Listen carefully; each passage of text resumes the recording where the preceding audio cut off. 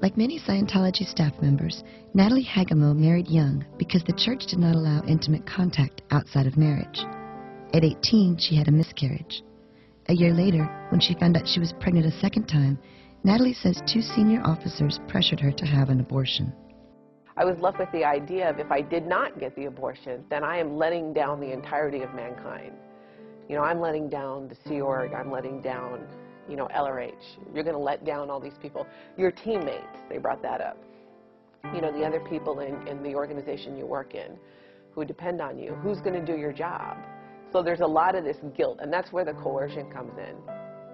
It's, you know, using that position of authority that they had, you know, and you're guilted and guilted and guilted until, in a lot of cases, where they give in to that. Natalie refused to have an abortion. She says church officials made it clear that she was to cover up the pregnancy and the baby girl she named Shelby. She was ostracized, even by her friends. The church says Natalie was never pressured to have an abortion. In a statement, a Scientology spokesman said, quote, "The church has the deepest respect for family and the creation of a family and children. There is no hostility toward pregnant women," end quote. There was a woman, her name was Kay. She was in the public relations branch of the church.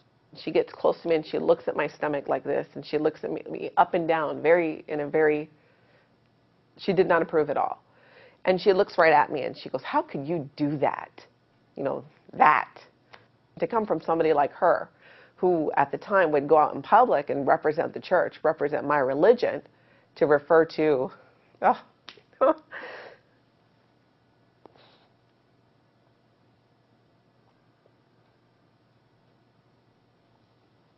you know, refer to, you know,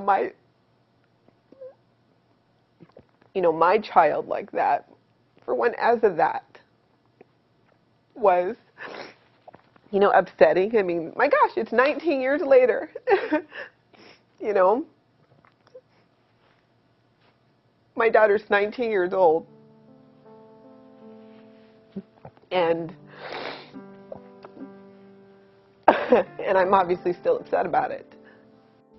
By 2004, Natalie was living a new life.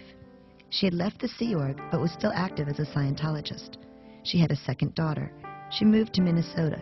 She remarried and had a son. That year, a Scientology recruiter approached Shelby to join the Sea Org. She was only 14. I didn't even know what the Sea Org was before that. She just pointed out, you know, it'd be fun and really worthwhile for doing, and that a lot of people my age were doing it. I was like, that sounds really cool. I just want to call my mom, because my mom wasn't there. And then she's like, you know, why don't you just make the decision, and then we'll call your mom and tell her what you've decided, you know? And so I felt kind of like under a lot of pressure to make that decision just because I couldn't talk to my mom about it. I think I had some regrets about doing it, but at the same time I thought it would be really fun. And so I was like, okay, I'll do it. Shelby went to Los Angeles and quickly learned how difficult life inside the Sea Org could be. She liked her Scientology studies and the rigorous work schedule, but was homesick. After only a week, she called home to ask her mother for help. I just want to go. They kept trying to persuade me to stay. I was like, I just want to go. I just want to leave. I kept calling my mom, and they didn't know that. When they found out, I got in trouble because I hadn't asked permission to call my mom. And they were like yelling at me about calling my mom and how I wasn't supposed to tell people if I want to leave, and how much trouble I'm creating. My grandma and my mom keep calling. And this is like, by the time it's like 3 weeks, it's like the 3rd week I'd been there, and they finally tell me that my parents have been calling like crazy and begging me all the time. I didn't know the whole time that she'd even like done anything. Natalie argued with the supervisor about getting Shelby discharged from the Sea Org. He said the church didn't need to follow non-Scientology law and that she had no right to yank her daughter from the organization. Worried, Natalie got on a plane to Los Angeles. She wanted to deal with the problem in person. Shelby doesn't want to be here. Shelby wants to come home.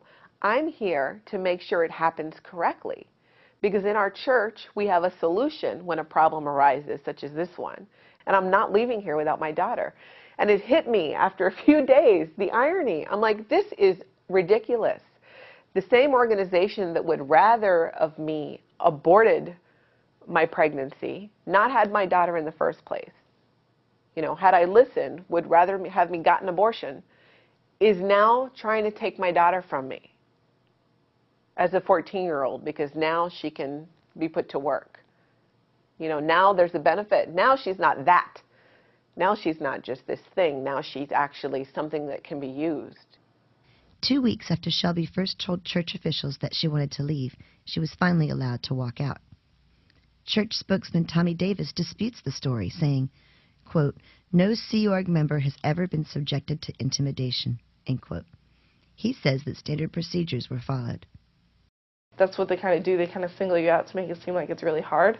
Like you can't do it, and then you're going to just like give in and just stay because it's like the right thing to do. And then, I don't know if I would have left if my mom didn't help me. It was very important to me that Shelby understand what Scientology was versus her experience. I didn't want my daughter to discount an entire religion because of what she went through, because I, from then on, realized they were separate things. Last year, Shelby was training in Clearwater to be a Scientology staffer. She and Natalie say that Shelby was again mistreated, and church members tried to alienate her from her family. The church says their accounts are untrue.